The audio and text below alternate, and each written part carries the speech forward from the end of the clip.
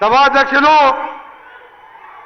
మీ ప్రియతమ శాసనసభ్యులు మందల శామీర్ గారు, గౌరవనీయులు మన ప్రియతమ ముఖ్యమంత్రి వర్యులు రేవంత్ రెడ్డి గారికి తొలిసారిగా పోరాటాల గడ్డైన తుంగతుర్తికి వచ్చిన సందర్భంగా వారికి స్వాగతం పలుకుతూ మరొక సీనియర్ మంత్రివర్యులు నీటిపారుదల సివిల్ సప్లై శాఖ మంత్రులు తుంగతుర్తి ముద్దుబిడ్డ ఉత్తమ్ కుమార్ రెడ్డి గారికి, అలాగే మా సోదరుడు నా తర్వాత మళ్ళీ భువనగిరి ఎంపీ అయిన చామల కిరణ్ కుమార్ రెడ్డి గారికి, పెద్దలు గుత్తా సుఖేందర్ రెడ్డి గారు, స్పీకర్ ప్రశాంత్ కుమార్ గారికి, అలాగే మన గడ్డం ప్రసాద్ గారికి, అడ్లూరు లక్ష్మణ్ గారికి, వేదిక మీద నాయకులకు మా మహేష్ గౌడ్ గారికి అందరికీ పేరు పేరున సమయం లేదు కాబట్టి సోదరులారా మీ అందరికీ కూడా ధన్యవాదాలు తెలియజేసుకుంటూ, ఇంత పెద్ద ఎత్తున మరొకసారి నల్గొండ జిల్లా అంటే కాంగ్రెస్ కంచుకోట అని చెప్పి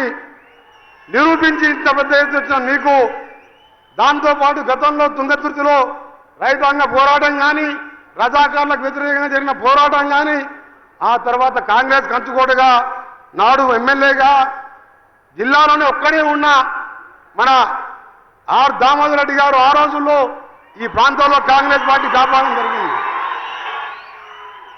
మళ్ళా 2 సార్లు మధ్యలో మన అద్దంకి దయాకర్ గారు సోదరుడు అత్యధిక మెజార్టీతో ఓడిపోయినా 2 సార్లు నన్ను రాజగోపాల్ రెడ్డి గారిని ఎంపీగా గెలిపించడానికి మీరు ఎంతో కష్టపడి పనిచేశారు.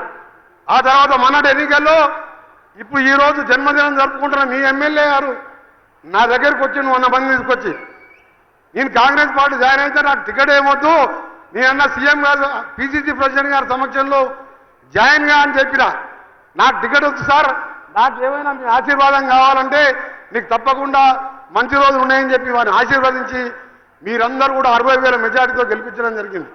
అందుకనే మీ అందరికీ కూడా మరొకసారి విజ్ఞప్తి చేస్తూ ఈ జిల్లాలో వెనుకబాటవంతం మీ ప్రాంతానికి సంబంధించిన సమస్యల మీద ఉత్తమ్ కుమార్ రెడ్డి గారు, నేను ముఖ్యమంత్రి గారి సహకారంతో తప్పకుండా అన్ని రంగాల్లో అభివృద్ధి చేస్తామని ఇప్పుడే మీ ఎమ్మెల్యే గారు మన భోత్కూరు గుండాల మధ్యలో బిక్కేరు వాగుపై ఆయన ఎప్పుడు బిక్కేరు వాగులో ఈడదంతే బిక్కేరు వాగులో పడతామంటాడు ఆయన.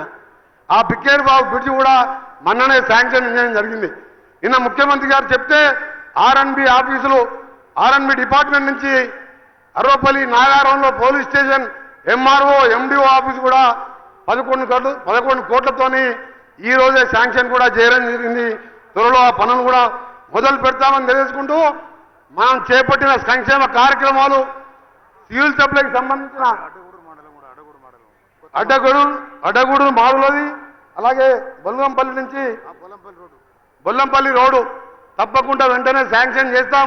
హ్యామ్ పథకం ద్వారా రాష్ట్రంలో ఆర్ఎన్బిని 12,000 కిలోమీటర్లు 12,000 కోట్లతోని పంచాయతీరాజ్ రోడ్లని ప్రతి గ్రామం నుండి మండలం వరకు బీటీగా మారవడానికి 17,000 కోట్లు, ఆర్ఎన్బి శాఖకు 12,000 కోట్లతోని మొదటి దశలో 4,600 కోట్లతోని త్వరలోనూ ముఖ్యమంత్రి గారి ఆలోచన ప్రతి గ్రామానికి మట్టి రోడ్ ఎక్కడ ఉండకూడదు, ప్రతి గ్రామానికి బీటీ రోడ్ ఉండాలని హ్యామ్ మోడల్లో తీసుకున్నాం.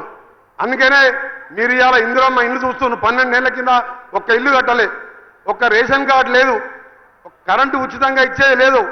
తెలంగాణ వచ్చిన వారి కోసం, పేద ప్రజల కోసం ఇందిరమ్మ రాజ్యం ప్రజాపాలన తెస్తామని ఆ రోజు ముఖ్యమంత్రి గారితో సహా ఇవాళ మంత్రులందరూ కూడా 24 గంటలు కష్టపడుతున్నాం.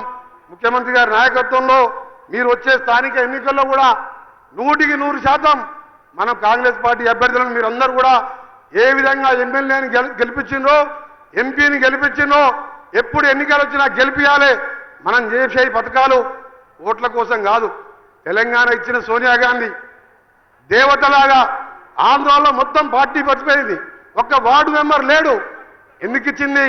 4 కోట్ల పేద ప్రజల కోసం.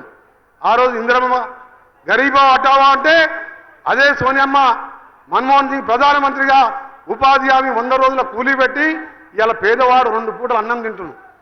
రాజశేఖర రెడ్డి గారు 2004లో ముఖ్యమంత్రిగా ₹1,00,000 20 ఏళ్ల కింద ఇందిరమ్మ ఇల్లుకు ఊరికి 100-200 ఇల్లు కడితే ఇలా రేవంత్ రెడ్డి గారు అలాగే మన ప్రభుత్వం 5 లక్షలతోని ఇల్లు కూడా పునాదులు వేసుకుంటున్నాం.